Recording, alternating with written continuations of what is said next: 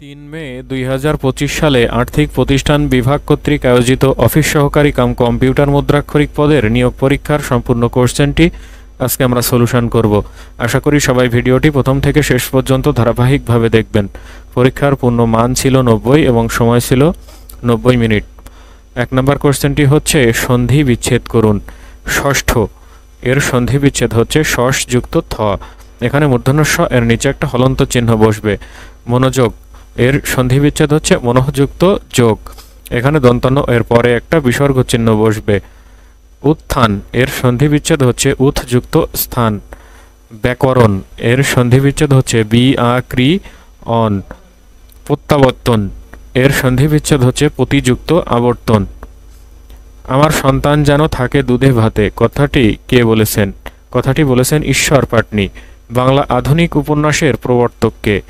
বাংলা আধুনিক উপন্যাসের প্রবর্তক হচ্ছেন বঙ্কিমচন্দ্র চট্টোপাধ্যায়। চর্যাপদ কোন ছন্দে লেখা? চর্যাপদ মাত্রাবৃত্ত ছন্দে লেখা।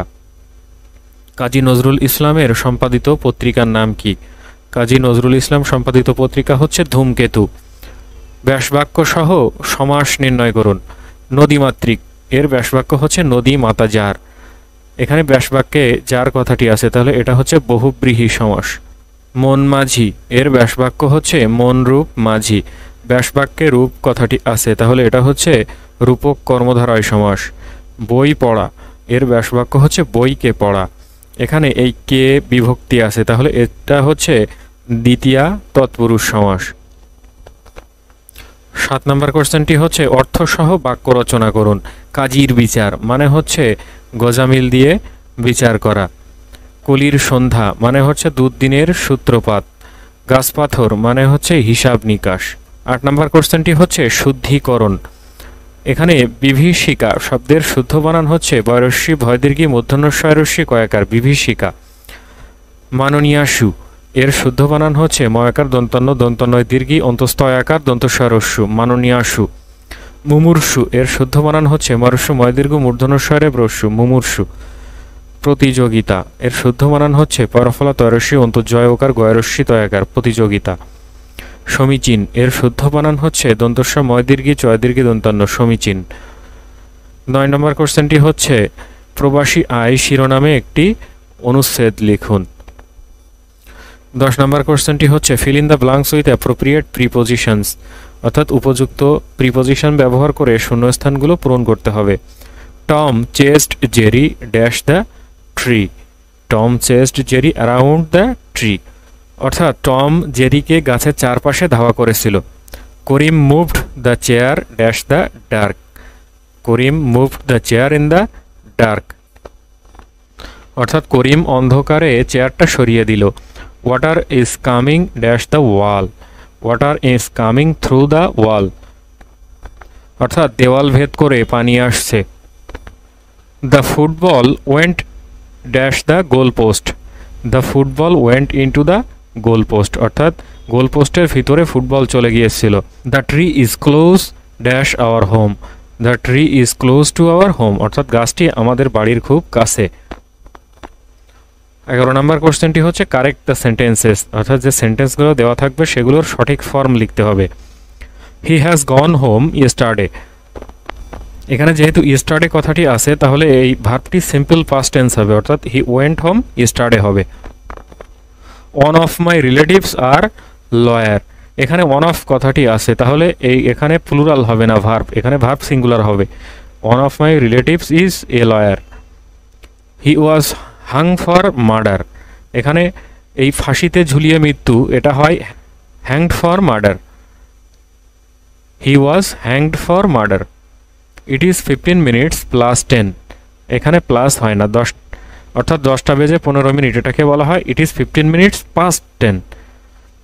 Death is preferable than dishonour. প্রিফারেবলের পরে কখনো দ্যান ব্যবহৃত হয় না, প্রিফারেবলের পরে টু ব্যবহৃত হয়, তাহলে এখানে হবে death is preferable to dishonour. ১২ নম্বর কোশ্চেনটি হচ্ছে ট্রান্সলেট ইন্টু ইংলিশ, অর্থাৎ ইংরেজিতে অনুবাদ করতে হবে। ট্রেনটি স্টেশন ছেড়ে গেছে। The train has left the station.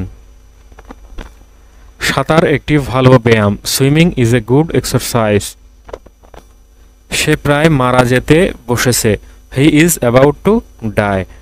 তার টাকার দরকার নেই, he does not need money. 500 টাকার নোটটি ভাঙিয়ে দাও, গিভ মি চেঞ্জ ফর 500 টাকা। 13 নম্বর কোশ্চেনটি হচ্ছে ইডিয়মস অ্যান্ড ফ্রেজেস এর অর্থ সহ সেন্টেন্স লিখুন। আউট অফ ডেট মানে হচ্ছে সেকেলে, the law is out of date now, অর্থাৎ এই ল এখন সেকেলে হয়ে গেছে, পুরাতন হয়ে গেছে। হোয়াইট এলিফ্যান্ট মানে হচ্ছে অত্যন্ত ব্যয়বহুল কিন্তু অকেজো। This department is a white elephant of the government, অর্থাৎ এই ডিপার্টমেন্টটা সরকারের একটা ব্যয়বহুল প্রজেক্ট কিন্তু অকেজো।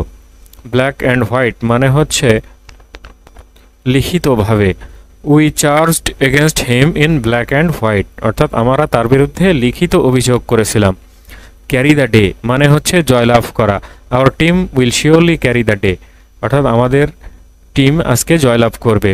ফেয়ার অ্যান্ড স্কোয়ার মানে হচ্ছে সততার সাথে বা নিয়মানুসারে, she won the election fair and square মানে হচ্ছে সে নিয়মানুসারে জয়লাভ করেছে। 14 নম্বর কোশ্চেনটি হচ্ছে write a short paragraph on foreign direct investment. 385 টাকা এ, বি এবং সি এর মধ্যে এমনভাবে ভাগ করে দেওয়া হলো যেন বি এবং সি মিলে যা পেল তার 2/9 অংশ পেল এ। এখানে এ কত টাকা পেয়েছিল? তাহলে ধরে নিলাম বি এবং সি মিলে পেয়েছিল হচ্ছে এক্স টাকা, তাহলে এ পেল এর 2/9 অংশ, অর্থাৎ এক্সের 2/9 অংশ, তাহলে 2/9 এক্স টাকা। তাহলে এই দুইটা টাকার যোগফলই হচ্ছে এই 385 টাকা। তাহলে এক্স যোগ 2/9 এক্স সমান হচ্ছে 11/9 এক্স, এটা সমান হচ্ছে 385। এখান থেকে আমরা এক্সের ভ্যালু পেলাম 315 টাকা, অর্থাৎ বি এবং সি মিলে পেয়েছিল 315 টাকা। তাহলে এই 385 টাকা থেকে 315 টাকা বিয়োগ করলে থাকে হচ্ছে 70 টাকা, এই 70 টাকা পেয়েছিল এ। এক ব্যক্তি 5% ক্ষতিতে একটি ঘড়ি বিক্রয় করল, সে ঘড়িটি আরও 56.25 টাকা বেশিতে বিক্রয় করতে পারলে 10% লাভ করতে পারত। ঘড়িটির ক্রয়মূল্য কত? তাহলে ঘড়িটির ক্রয়মূল্য ধরে নিলাম 100 টাকা, তাহলে 5% ক্ষতিতে বিক্রয় মূল্য হচ্ছে 95 টাকা এবং এই 10% লাভে বিক্রয় মূল্য হচ্ছে 100 যোগ 10 110 টাকা। তাহলে বিক্রয় মূল্য বেশি করতে হবে হচ্ছে 110 - 95 অর্থাৎ 15 টাকা। তাহলে এখন আমরা লিখতে পারবো বিক্রয় মূল্য 15 টাকা বেশি হয় যখন এর ক্রয় মূল্য হচ্ছে 100 টাকা। তাহলে বিক্রয় মূল্য 1 টাকা বেশি হয় যখন ক্রয় মূল্য 100/15 টাকা, এবং এই বিক্রয় মূল্য বলা আছে 56.25 টাকা বেশিতে বিক্রয় করলে, তাহলে এই টাকাটা বেশি হবে যখন ক্রয় মূল্য হচ্ছে 375 টাকা, অর্থাৎ ঘড়িটির ক্রয় মূল্য 375 টাকা। যদি m = 7 - 4√3 হয় তাহলে √m + 1/√m সমান কত? তাহলে m সমান হচ্ছে এটা। এখন আমরা এটার ব্যস্তানুপাতিক করতে পারি, 1/m সমান হচ্ছে 1/7 - 4√3। এখন এই উপরে এবং নিচে দুই পাশে আমরা এর কমপ্লেক্স কনজুগেট দিয়ে গুণ করব। তাহলে 7 - 4√3 এর কমপ্লেক্স কনজুগেট হচ্ছে 7 + 4√3, এটা কাটা গেলে আবার এটাই থাকে। তাহলে এখান থেকে আমরা পেলাম a + b * a - b, অর্থাৎ a² - b²। তাহলে এখানে হবে 7² - 4√3 তার হোল স্কয়ার।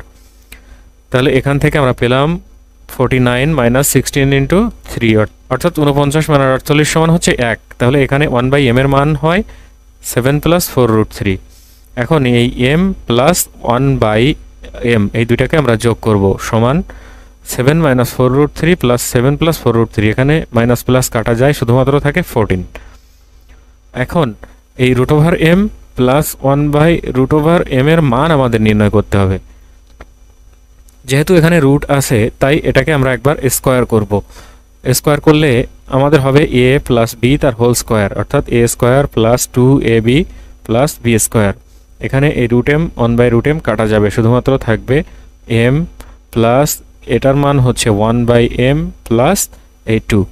তাহলে m + 1/m এর মান হচ্ছে 14 যোগ 2 অর্থাৎ 16।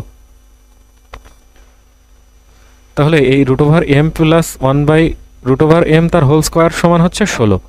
তাহলে এখান থেকে আমরা শুধু দরকার √m + 1/√m। তাহলে উভয় পক্ষকে যদি আমরা রুট করি তাহলে এখানে থাকবে √m + 1/√m সমান হচ্ছে √16 অর্থাৎ 4। এটাই হচ্ছে সঠিক উত্তর। দুইটি সংখ্যার গুণফল 40 এবং ভাগফল 5/2 হলে সংখ্যাদ্বয়ের যোগফল নির্ণয় করুন। মনে করি সংখ্যা দুইটি যথাক্রমে ক ও খ। তাহলে এই ক গুণ খ সমান হচ্ছে 40 এবং ভাগফল অর্থাৎ ক বাই খ সমান হচ্ছে 5/2। তাহলে এখান থেকে আমরা পেলাম ক সমান হচ্ছে 5খ বাই 2। তাহলে ক এর মানটা এখানে আমরা বসাবো, 5খ বাই 2 গুণ খ সমান হচ্ছে 40। এখান থেকে আমরা খ এর মান পাবো 4। তাহলে ক এর মানটাও আমরা পেয়ে যাব 40/4 সমান হচ্ছে 10, অর্থাৎ সংখ্যা দুটির যোগফল 10 যোগ 4 অর্থাৎ 14। 19 নম্বরের সাধারণ জ্ঞান অংশ থেকে কয়েকটি গুরুত্বপূর্ণ কোশ্চেন এসেছিল। গম্ভীরা কোন অঞ্চলের গান? গম্ভীরা চাঁপাইনবাবগঞ্জ অঞ্চলের গান। জাতীয় যুব দিবস কবে পালিত হয়? জাতীয় যুব দিবস পালিত হয় 12ই আগস্ট। বাংলাদেশের রাষ্ট্রায়ত্ত বাণিজ্যিক ব্যাংক কয়টি? বাংলাদেশের রাষ্ট্রায়ত্ত বাণিজ্যিক ব্যাংক হচ্ছে 6টি। ওআইসি এর সদর দপ্তর কোথায় অবস্থিত? অর্গানাইজেশন অফ ইসলামিক কোঅপারেশন এর সদর দপ্তর হচ্ছে সৌদি আরবের জেদ্দায়। জাতিসংঘের শরণার্থী বিষয়ক সংস্থার নাম কি? জাতিসংঘের শরণার্থী বিষয়ক সংস্থার নাম হচ্ছে UNHCR, United Nations High Commissioner for Refugees. Tanguar Haor কোন জেলায় অবস্থিত? টাঙ্গুয়ার হাওর সুনামগঞ্জে অবস্থিত। ওয়ারী বটেশ্বর কোথায় অবস্থিত? ওয়ারী বটেশ্বর নরসিংদী জেলায় অবস্থিত। এসডিজি এর সূচক কতটি? এসডিজি এর 17টি লক্ষ্যমাত্রা, 47টি সূচক এবং 169টি সহযোগী লক্ষ্যমাত্রা রয়েছে। জাতিসংঘের বর্তমান মহাসচিবের নাম কি? জাতিসংঘের বর্তমান মহাসচিব হচ্ছেন অ্যান্তোনিও গুতেরেস। বাংলাদেশের রাজস্ব নীতি কোন প্রতিষ্ঠান প্রণয়ন করে? বাংলাদেশের রাজস্ব নীতি প্রণয়ন করে জাতীয় রাজস্ব বোর্ড। ইন্টারপোল এর দাপ্তরিক নাম কি? ইন্টারপোলের দাপ্তরিক নাম হচ্ছে ICPO, International Criminal Police Organization. Firefox কি? ফেয়ারফক্স হচ্ছে মার্কিন যুক্তরাষ্ট্রের বেসরকারি গোয়েন্দা সংস্থা। ইন্দোনেশিয়ার মুদ্রার নাম কি? ইন্দোনেশিয়ার মুদ্রার নাম হচ্ছে রুপিয়া। কোন উপজেলাকে চায়ের রাজধানী বলা হয়? শ্রীমঙ্গল উপজেলাকে চায়ের রাজধানী বলা হয়। পৃথিবীর বৃহত্তম রেলপথের নাম কি? পৃথিবীর বৃহত্তম রেলপথ হচ্ছে ট্রান্স সাইবেরিয়ান রেলওয়ে। 20 নম্বর কোশ্চেনটি হচ্ছে পূর্ণরূপ লিখুন। আইএমএফ এর পূর্ণরূপ হচ্ছে ইন্টারন্যাশনাল মনিটারি ফান্ড। বিআইডিএ এর পূর্ণরূপ হচ্ছে Bangladesh investment development authority. URL এর পূর্ণরূপ হচ্ছে ইউনিফর্ম রিসোর্স লোকেটর। ডব্লিউটিও এর ফুল ফর্ম হচ্ছে ওয়ার্ল্ড ট্রেড অর্গানাইজেশন। আইডিআরএ এর পূর্ণরূপ হচ্ছে insurance development and regulatory authority. এই ছিল মোটামুটি আর্থিক প্রতিষ্ঠান বিভাগের অফিস সহকারী কাম কম্পিউটার মুদ্রাক্ষরিক পদের নিয়োগ পরীক্ষার সম্পূর্ণ প্রশ্ন সমাধান। আশা করি সবাই বুঝতে পারলেন। এরপরেও যদি কেউ না বুঝে থাকেন অবশ্যই কমেন্টস বক্সে কমেন্টস করে জানাতে ভুলবেন না। ভালো লাগলে চ্যানেলটিকে অবশ্যই সাবস্ক্রাইব করবেন, লাইক, কমেন্ট, শেয়ার করবেন।